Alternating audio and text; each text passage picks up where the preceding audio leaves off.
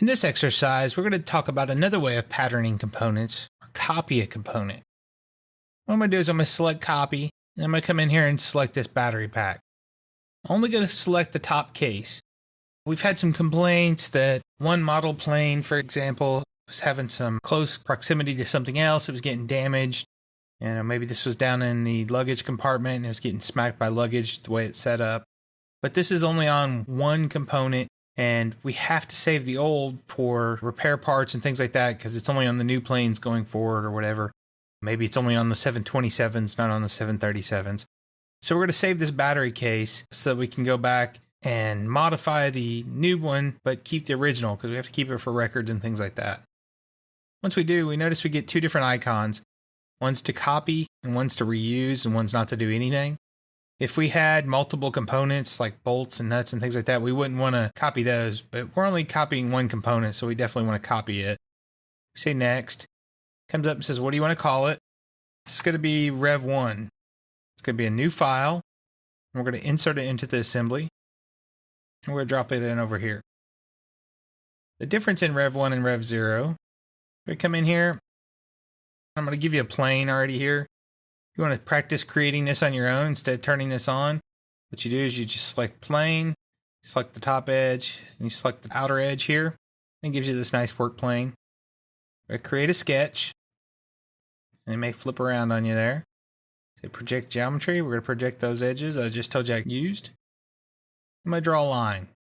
Come in here and say midpoint of this line, midpoint of that line. I'm going to say finish. It always annoys me that that stays on, so I'm going to turn it off so I can see everything. Then I'm going to come up here and I'm going to say rib. It's going to be the kind of rib that's normal to the sketch plane. And I got to flip it around here so it'll create it. And maybe give it a little bit of a draft so it'll pull out of the mold. I can come in here, adjust my thickness or something if I needed to. I don't have any bosses, so I can just say okay. And then I'm going to come in here, I'm going to give it a nice, good, solid fillet here. That helps with the structural integrity, and it just makes it look nicer and have less sharp edges. You know, hey, this is going on an airplane, so we don't want any sharp edges to cut any wires or anything like that. Say okay. So now I have a couple nice fillets on here. I'm going to use the pattern mirror and select the parts I want to mirror. I'm going to come up here and there's a work plane somewhere in the middle here. Can't remember if that's the origin plane or not, but I remember there was a work plane there. So say okay. So now I have that on both sides. Say return. Going to save. Now I could delete this and unconstrain this because I don't need this one anymore. This is going to be a new version. Or what I can do is I can right click on this and say component. I could say replace. And we are in chapter 7 now, battery pack. So we just created that battery case Rev1. So now you can see we replaced it. It keeps all the constraints and everything. And we can even come over here and delete this. So now we have a battery pack that looks something like this. Say save as. We will say this is Rev1. Save. So now we've copied the component and replaced it inside of there. Very simple to do, not a whole lot to it. Now, I did use this copy here on a simple part. If you get into complex assemblies, you can use this copy. I highly suggest you use the vault though. Much better to copy inside the vault. It controls all the links and everything much better. I've actually had components whenever I did a very complex assembly. I've had components change after the link was broken.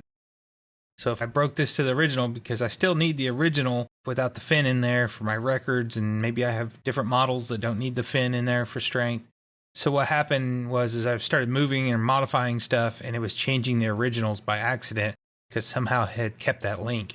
If you copy it inside of the vault using the vault copy for large assemblies or multiple part assemblies, it'll maintain all the links and it'll let you rename things easier. And it'll actually copy things to new folders and things like that. So this is really good for onesie twosie stuff, but anything major, I always want to go to the vault and use the vault to copy. You say, well, wait a minute, I don't work in a multiple user group. There's just me. I have a copy of Local Vault on this machine that I use just for copying. I'll log into the Vault and use it to copy and log back out. Don't even have to really use the Vault, I just use it for that copy command. So I highly suggest you do use the Vault whenever possible. If not, you can use this copy here. See how easy it was?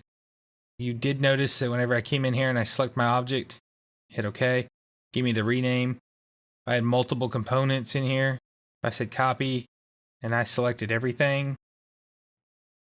I could decide what I wanted to copy and what I wanted to reuse and turn on and off subassemblies, and I could have a subassembly of a subassembly of a subassembly. It gives you quite a bit of options in there. It does also, the reuse standard component and factory parts, so any kind of bolts and nuts and things like that that you create, it'll understand what those are and reuse them for you. So have fun with this, see what you can do, and I'll see you in the next lesson.